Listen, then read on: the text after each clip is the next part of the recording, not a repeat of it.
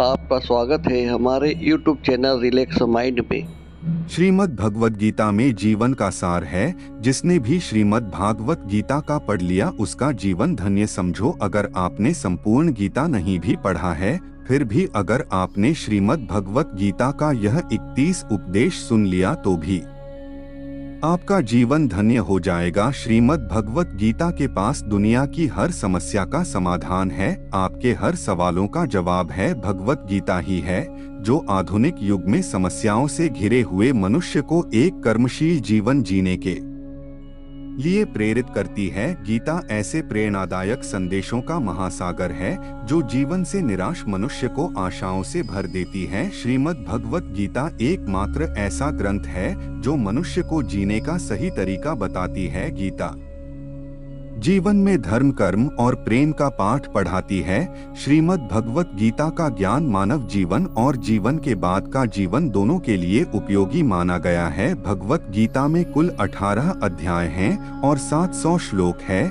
जिसे सभी के लिए पढ़ पाना थोड़ा मुश्किल है।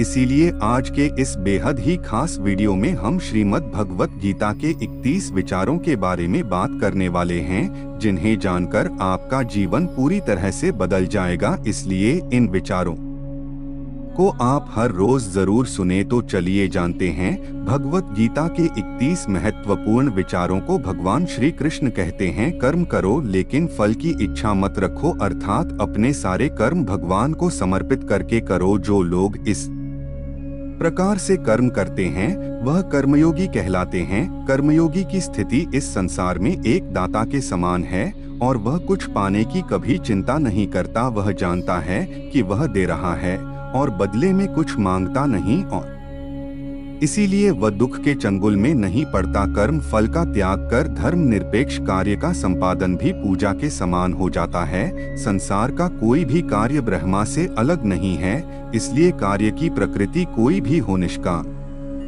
कर्म सदा ईश्वर को ही समर्पित हो जाता है।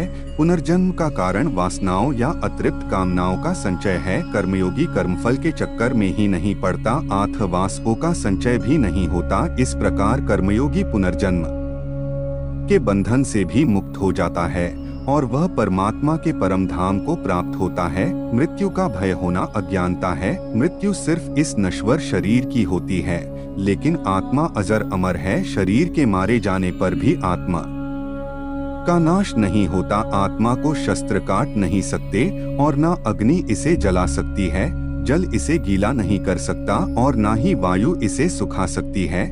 जिस प्रकार मनुष्य अपने पुराने वस्त्रों को त्याग कर नए वस्त्र धारण करता है, ठीक उसी प्रकार आत्मा पुराने व्यर्थ शरीर को त्याग कर नए शरीर को धारण करती है। यह प्रकृति का नियम है। इस सत्य को स्वीकार करके भयमुक्त होकर आज में जीना चाहिए। ज्ञानी व्यक्ति ना तो मरने वाले का शोक करते हैं और ना ही उनका शोक करते हैं जो अभी जिंदा है, क्योंकि वह जानते हैं जो मर गया वह फिर से जन्म लेगा और जो जिंदा है वह एक दिन जरूर मरेगा। भगवान श्री कृष्ण कहते हैं, मनुष्य का मन वायु की तरह चंचल है। यह मन ही है जो मनुष्य को काम वासनाओं की तरफ भटका रहता है। अगर जीवन को सफल बनाना है तो मन पर काबू करना बहुत जरूरी है। मन को में करने से दिमाग की शक्ति केंद्रित होती है, जिससे कार्यों में सफलता मिलने लगती है। गीता के अनुसार जिस व्यक्ति ने अपने मन पर काबू पा लिया वह मन में पैदा होने वाली बेकार की चिंताओं और इच्छाओं से भी दूर रहता है। साथ ही व्यक्ति अपने लक्ष्य को भी आसानी से प्राप्त कर लेता है। अगर मन को वश में नहीं करोगे तो वह तुम्हारा सबसे बड़ा शत्रु बन जाएगा। जो मनुष्य सुख और दुख में शांत रहता है, जिसके राग, भय और क्रोध नष्ट हो गए हैं, जो मनुष्य शुभ और अशुभ वस्तु को पाकर ना प्रसन्न होता है और ना द्वेष करता है, जिन्होंने अपनी इंद्रियों को वश में कर लिया है, वह स्थिर बुद्धि मनुष्य मुनि के समान है। ऐसा मनुष्य स्थिर चित्त और इंद्रियों को वश में करके ज्ञान द्वारा परमात्मा को प्राप्त करके हमेशा संतुष्ट रहता है। हमेशा शक करने वाला व्यक्ति कभी शांति प्राप्त नहीं कर पाता है। वह ना तो इस लोक में धन, ऐश्वर्य या यश की प्राप्ति कर सकता है और ना ही परलोक में स्वर्ग की प्राप्ति कर सकता है, क्योंकि जब तक मनुष्य किसी भी विषय में संशय युक्त रहता है, तब तक वह उस विषय में सफलता नहीं पा सकता। इसलिए संदेह करने से बचे। क्रोध मनुष्य को नरक की ओर ले जाने वाला द्वार है। क्रोध करने से व्यक्ति का मन अशांत हो जाता है और उसकी स्मरण शक्ति भ्रमित हो जाती है। स्मृति में विभ्रम होने से उसकी बुद्धि नष्ट हो जाती है और फिर व्यक्ति का पतन हो जाता है। भगवान श्री कृष्ण कहते हैं, मनुष्य को क्रोध करने से बचना चाहिए।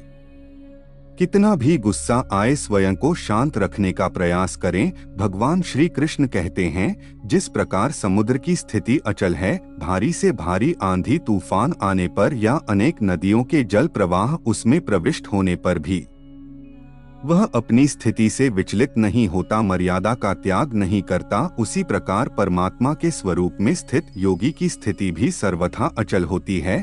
बड़े से बड़े सांसारिक सुख दुखों का सहयोग वियोग होने पर भी उसकी स्थिति में जरा भी अंतर नहीं पड़ता। वह योगी परमात्मा में नित्य निरंतर अटल और एकर स्थित रहता है। श्रेष्ठ पुरुष जैसा आचरण करता है, अन्य पुरुष भी वैसा ही आचरण करते हैं। वह जो कुछ प्रमाण देता है, समस्त मनुष्य समुदाय उसी के पद चिन्हों पर अपने रास्ते चुनता है। इसलिए सज्जन व्यक्तियों को सदैव अच्छा व्यवहार करना चाहिए। जो मनुष्य ईश्वर में श्रद्धा नहीं रखते, वह अज्ञानी मनुष्य जीवन में कभी भी सुख शांति और सफलता को प्राप्त नहीं कर पाते।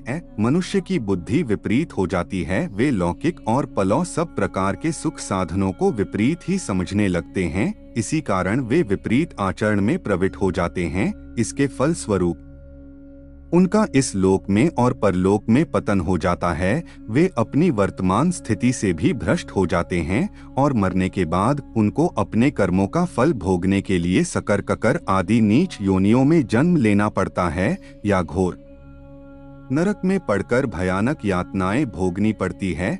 मनुष्य मेरी जिस भी रूप की पूजा करते हैं, मैं भी उनको उनकी भावना के अनुसार उसी रूप में दर्शन देता हूँ। मनुष्य जिस जिस भाव से मेरी उपासना करते हैं, मैं उनके उस भाव का ही अनुसरण करता हूँ। जो मेरा चिंतन करता है, उसका मैं चिंतन करता हूँ। जो मेरे लिए व्याकुल होता है, उसके लिए मैं भी व्याकुल हो जाता हूँ। जो मुझे अपना सर्वस्व अर्पण देता है, मैं भी उसे अपना सर्वस्व अर्पण कर देता हूँ। ना तो मैं किसी के भाग्य का निर्माण करता हूँ और ना ही किसी के कर्म फल का निर्माण करता हूँ। मनुष्य अपने द्वारा किए कर्मों का ही फल भोगता है और उसी से उसके भाग्य का निर्माण होता है। मनुष्य स्वयं ही अपना मित्र है और स्वयं ही अपना सबसे बड़ा शत्रु भी है। ज्ञानी मनुष्य कर्म योग या भक्ति योग से एक ही जन्म में इस समुद्र रूपी संसार से निकलकर परमात्मा को प्राप्त कर लेता है और अज्ञानी मनुष्य काम क्रोध लोभ मोह में फंसकर 84 लाख योनियों में भटकता रहता है। यह संसार मेरी ही माया है। यह संसार मुझसे ही उत्पन्न हुआ है। मैं ही इसका पालन पोषण करता हूँ और मैं ही इस सृष्टि का विनाश करता हूँ। मैं जल में रस हूँ, चंद्र चंद्रमा और सूर्य में प्रकाश हूँ। संपूर्ण वेदों में ओंकार हूँ, आकाश में शब्द और पुरुषों में पुरुषत्व हूँ। मैं ही सूर्य रूप से तपता हूँ, वर्षा का आकर्षण करता हूँ और उसे बरसाता हूँ। है अर्जुन, मैं ही अमृत और मृत्यु हूँ, सत असत भी मैं ही हूँ। मैं धरती की मधुर सुगंध हूँ, मैं अग्नि की ऊष्मा हूँ। सभी जीवित प्राणियों का जीवन और सन्यासियों का आत्म स्वयं भी मैं ही हूँ। मैं भूत वर्तमान और भविष्य के सभी प्राणियों को जानता हूँ, लेकिन वास्तविकता में मुझे कोई नहीं जानता। जब जब इस संसार में धर्म की हानि और अधर्म की वृद्धि होती है, तब तब अधर्म का विनाश कर धर्म की पुनर्स्थापना हेतु मैं अपने एक नए रूप को रचता हूँ और मनुष्यों के सम्मुख प्रकट होता रहता हूँ। यदि कोई दुराचारी भी अनन्य भाव से मेरा भक्त बनकर मुझको भजता है, तो वह पुरुष भी साधु के समान है, क्योंकि उसने भली भांति निश्चय कर लिया है कि परमेश्वर के भजन के समान अन्य कुछ भी नहीं है। जो हुआ वह अच्छा हुआ, जो हो रहा है वह भी अच्छा हो रहा है, जो होगा वह भी अच्छा ही होगा। जो बीत गया उसका तुम पछतावा ना करो और भविष्य की चिंता भी ना करो। अभी तो वर्तमान चल रहा है। जिस प्रकार प्रकाश की ज्योति अंधेरे में चमकती है, ठीक उसी प्रकार सत्य भी चमकता है। इसलिए व्यक्ति को सदैव सत्य के मार्ग पर चलना चाहिए। कितना भी बुरा वक्त आ जाए, कभी विचलित नहीं होना। चाहिए, बल्कि डटकर उसका सामना करना चाहिए, क्योंकि इस संसार का नियम है, जो आया है उसे दुख का सामना करना पड़ेगा। रोने से और चिंता करने से कोई फायदा नहीं होने वाला है, बल्कि इससे दुख और बढ़ेगा। कोई आदमी चाहे लाख चीजें जान ले, चाहे वह पूरे जगत को जान ले, लेकिन अगर वह स्वयं को नहीं जानता तो वह अज्ञानी है। मानव कल्याण ही भगवत गीता का प्रमुख उद्देश्य है, इसलिए मनुष्य को अपने कर्तव्यों का पालन करते समय मानव कल्याण को प्राथमिकता देना चाहिए। श्री कृष्ण कहते हैं, जो तुम्हारा साथ देता है तुम उसका साथ दो, जो तुम्हें धोखा देता है तुम उसे त्याग दो। जहाँ बारिश ना हो वहाँ फसल खराब हो जाती है, और जहाँ संस्कार ना हो वहाँ नस्ल भी खराब हो जाती है। हे अर्जुन, वह जो वास्तविकता में मेरे उत्कृष्ट जन्म और गतिविधियों को समझता है, वह शरीर त्यागने के बाद पुनः जन्म नहीं लेता और मेरे परम धाम को प्राप्त होता है। वह व्यक्ति जो सभी इच्छाएं त्याग देता है और मैं और मेरा की लालसा और भावनाओं से मुक्त हो जाता है, उसे अपार शांति की प्राप्ति होती है। जिस मनुष्य के अंदर ज्ञान की कमी और ईश्वर में श्रद्धा नहीं होती, वह मनुष्य जीवन में कभी भी आनंद और सफलता को प्राप्त नहीं कर पाता। ईश्वर ने हमें जो कुछ भी दिया है वही हमारे लिए पर्याप्त है, और यही एक अटल सत्य भी है। ईश्वर से किए गए प्रार्थना से इंसान की परिस्थितियां तकदीर बदले या ना बदले, पर उस प्रार्थना से इंसान के चरित्र जरूर बदलाव आता है। बात इतनी मधुर रखो कि कभी वापस भी लेनी पड़े तो आपको कभी ना लगे। खुद में थोड़ा स्वाभिमान होना जरूरी है, वरना लोग आपको वहां भी दबाने की कोशिश करेंगे जहां आपका अधिकार है। जब तक तुम अपने आप से नहीं हार जाओ, तब तक दुनिया की कोई ताकत तुम्हें हरा नहीं सकती है। कमजोर तुम नहीं, तुम्हारा वक्त है, और वक्त सबका बदलता है। तुम बस अपना कर्म करते जाओ। जिसने कभी संकट नहीं देखा उसे अपनी ताकत का कभी एहसास नहीं होगा। जो दूसरों की तकलीफों को समझते हैं, जिनमें दया है, जो दिल से अच्छे हैं, उन्हें दोबारा जन्म नहीं लेना पड़ता है। किसी को कुछ देकर घमंड मत कर, क्या पता तू दे रहा है या पिछले जन्म का कर चुका रहा है। चुप रहने से बड़ा कोई जवाब नहीं होता, और मामा कर देने से बड़ी कोई सजा नहीं होती। जिस मनुष्य के पास सब्र की ताकत है, उस मनुष्य की ताकत का कोई मुकाबला नहीं कर सकता। हमारी व्यर्थ की चिंता और मन का भय एक ऐसा रोग होता है जिससे हमारी आत्मीय शक्ति बिखर जाती है। मनुष्य को जीवन की चुनौतियों से भागना नहीं चाहिए, और ही भाग्य और ईश्वर की इच्छा जैसे बहानगिया विश्वास करना हो तो उनकी बातों पर नहीं, उनकी हरकतों पर ध्यान दो। गुस्से के वक्त थोड़ा रुक जाने से और गलती के वक्त थोड़ा झुक जाने से जिंदगी और भी आसान हो जाती है। भगवान श्री कृष्ण कहते हैं, जो मनुष्य मुझे जान लेता है वह जन्म मरण के बंधनों से मुक्त हो जाता है। जो मनुष्य भगवत गीता को पढ़कर उस पर अमल करता है, उसके सारे दुष्कर्म का प्रभाव समाप्त हो जाता है। स्वयं सदाचार, स्नेह एवं सेवा, यह गुण सत्संग के बिना नहीं आते। जो भाग्य में है वह भाग कर आएगा, और जो भाग्य में नहीं है वह आकर भी भाग जाएगा। जैसे हवा के झोंके नाव को भटका देते हैं, वैसे ही मनुष्य की इच्छाएं बुद्धि को डोट भटका देती है। एक समझदार व्यक्ति वही है जो दूसरों को देखकर उनकी विशेषताओं से सीखता है, उनसे तुलना और ईर्ष्या नहीं करता। जीवन में हार जीत लगी रहती है, लेकिन सफलता सिर्फ उसी व्यक्ति को मिलती है जो अपनी गलतियों और हार से सीख लेकर आगे बढ़े। हार कर निराश होना किसी भी समस्या का हल नहीं है। केवल ज्ञान ही एक ऐसा अक्षय तत्व है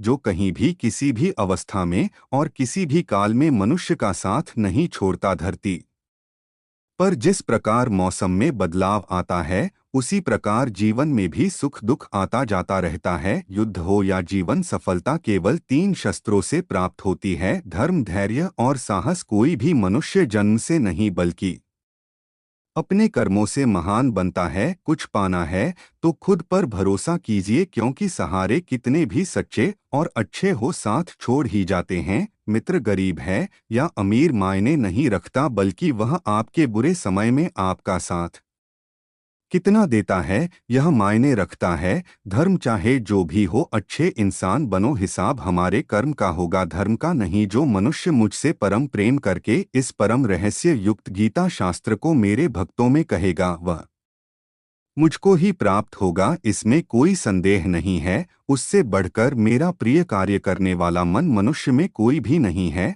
तथा पृथ्वी भर में उससे बढ़कर मेरा प्रिय दूसरा कोई भविष्य में होगा भी नहीं। जो मनुष्य श्रद्धा युक्त दोषों से रहित होकर इस गीता शास्त्र का श्रवण भी करेगा, वह भी सभी पापों से मुक्त होकर मेरे परम धाम को प्राप्त होगा। दोस्तों, अगर आपको हमारा यह वीडियो पसंद आया तो कमेंट में जय श्री राधे कृष्ण, जय श्री राधे जरूर लिखें और चैनल को